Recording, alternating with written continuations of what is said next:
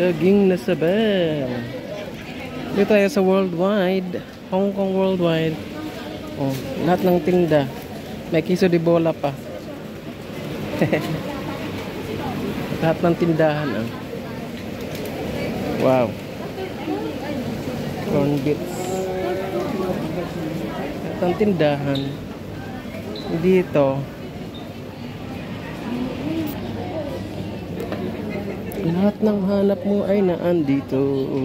Mga bags. Junto woman. Wow. Saba.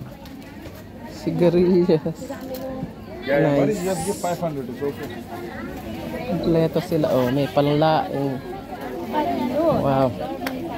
Walang ganito sa Macau. Wala kang mahanap na ganito. Wala kang mahanap na ganito sa Macau. Ano meron pa? Yo, lahat meron, oh. Galing. Charon.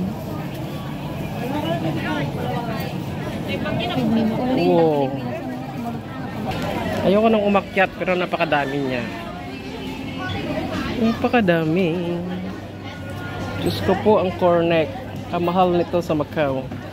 Pero yan, oh. Mga favorite ko yan nung araw na hindi pa ako ano. Wow.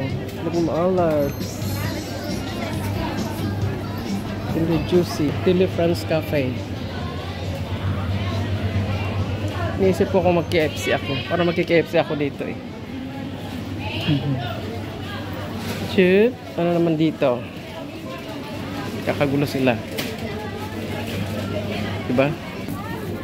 Isamada. Nice.